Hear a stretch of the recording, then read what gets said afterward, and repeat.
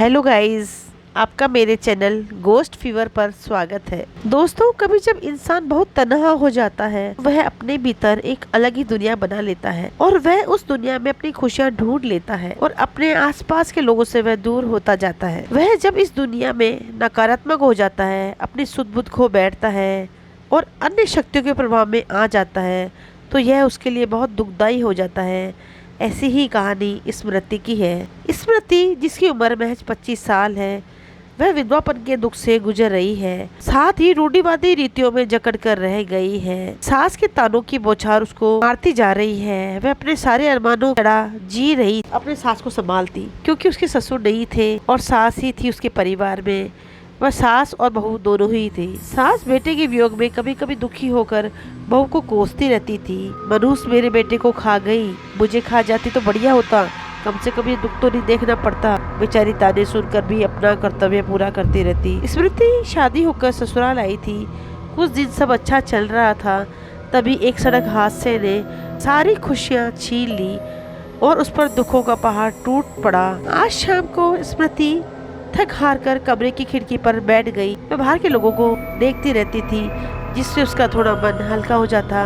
रात को एक दिन स्मृति खिड़की पर बैठी थी कि अचानक हंसती और खुश होकर भागी। रुको रुको, पगला गई एकदम से, और बाहर भागती जा रही थी और चिल्लाती जा रही थी। वो एक साया उसको दूर जाता दिखा तो वह वापस आ गई।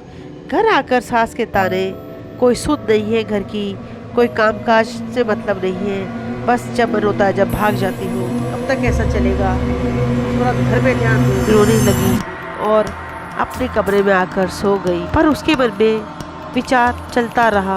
उस रात उसको नींद भी नहीं आ पाई और यह विचार चलता रहा कि वो मुझे आज दिखे, मुझसे मिलने आए थे, क्या था ये विचार चलते चलते ही वह सो गई थी। सुबह काम खत्म कर खिड़की पर बैठे बैठे सोच रही थी, काश आज भी आए। और अभी घर के अंदर कुर्सी पर बैठे देखा कि कुर्सी पर उसके पति बैठे हैं।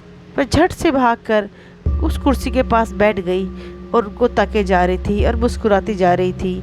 कहाँ चले जाते हो मुझे छोड़कर? मुझे आपकी बहुत याद आती है, ऐसा क्यों करते हो? ऐसी बड़बड़ा रही थी। सास आ गई। अरे पगला गई क्या? किससे बोल रही है? माँ देखो देखो कौन है। जैसे ही देखा सामने कुर्सी पर कोई नहीं था, बेचारी मुरझा कर भीतर चली गई। सास सोची, ये पति के जाने में पागल हो गई है। ऐसे ही बहू कभी छत पर भाग कर चली जाती, कभी बाहर चली जाती, कभी बड़बड़ाती रहती। एक रात के 2 बजे बहू कुएं की मुंडेर पर गोल गोल घूम रही थी। सास की आंख अचानक खुली और सास ने देखा कि बहू कुएं पर घूम रही है। सास दौड़ कर नीचे आई और सास बहू का हाथ पकड़कर नीचे खींचा और सास ने बहू से कहा, इतनी रात को क्या मरना चाहती है क्या? कुएं पर क्या कर रही है? चल अंदर चल। अब सुबह स्मृति घर पर नहीं मिली। सास को बहुत चिंता हो गई, कहाँ चले गई स्मृति? उसने आसपास ढूंढा और गांव के कुछ लोगों को भी स्मृति को ढूंढने के लिए गांव के आसपास भेजा। देखा कि स्मृति एक उजाड़ वीरान जंगल में बैठे किसी से बातें कर रही है। कोई भी नहीं है, पर वो बड़बड़ाती जा रही है। वो लोग उसको घर लेके आए। सास से कहा, यह एक वीरान महल में बैठी थी और पता नहीं किससे बातें कर रही थी, हमें तो कोई दिखा नहीं। सास ने बोला, चल तू घर चल, अब बहुत हो गया है तेरा। सास ने घर जाकर कहा, अब तुझे पियर जाना होगा, अब मेरे बस की बात नहीं है तुझे संभालने की, मैं खुद को संभाल रही हूँ, यही बहुत बड़ी बात है।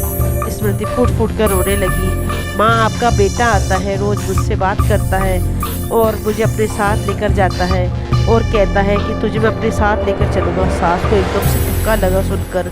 बहू, वो मर चुका है, वो कभी नहीं आ सकता। तू किस भ्रम में जी रही है? ऐसा कभी नहीं हो सकता है। पर बहू रोती जा रही थी, नहीं वो मरे नहीं, जिंदा है, वो मेरे साथ है। सास बहुत चिंता में पड़ गई। पड़ोस में रहने वाली एक चाची को बताया कि मेरी बहू ऐसे ऐसे करके बातें बोल रही है। चाची ने कहा, तेरी बहू पर बहुत मुसीबत आ पड़ी है, तू इसको किसी पंडित को या बाबा को दिखा, वही तेरी समस्या का हल करेंगे। तब किसी ने बताया कि पड़ोस के गांव में एक सिद्ध बाबा रहता है, जिस पर हनुमान जी की शक्ति का प्रभाव है। और वह लोगों के दुखों को दूर करता है, वो अपनी शक्तियों का इलाज भी करता है। सास स्मृति को वहाँ लेकर चली गई और बाबा जी को सब बताया। बहू ने बाबा जी से पूछा कि बाबा जी आप मुझे ठीक कर देंगे? बाबा ने कहा हाँ मैं बिल्कुल ठीक कर दूंगा। बहू से बातें करते करते बाबा को बहू की आंखों में एक अक्स दिखा। बहू को अंदर बिठा सास को कुछ दूर ले जाकर बताया। पति के प्रेम में इस कदर दुखी थी कि एक छलावा शक्ति ने इसको अपने वश में कर लिया है।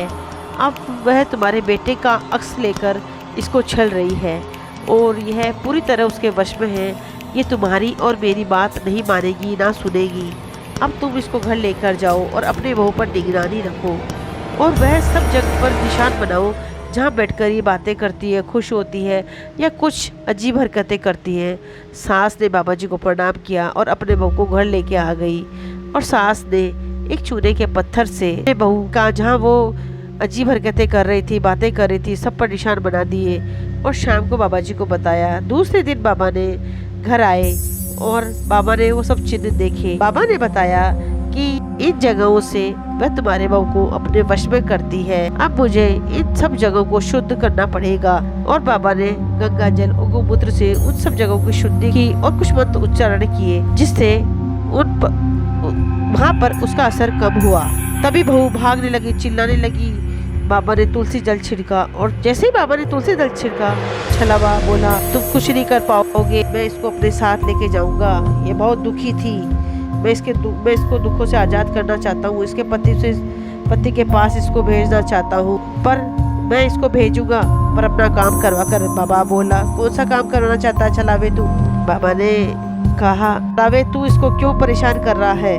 छलावा बोला कि मैं इसकी जैसी दुखी औरतों की बलि देना चाहता हूँ। उस बलि से मेरी शक्ति का प्रभाव और बढ़ जाएगा और ये भी अपने दुखों से आज़ाद हो जाएगी। बाबा जी को बहुत क्रोध आ गया। उन्होंने कहा तू एक गंदी शक्ति है जो मासूम औरतों को मारकर अपना मकसद सिद्ध करना चाहता है, पर मैं छलावे तुझे ऐसा नहीं करने दूंगा।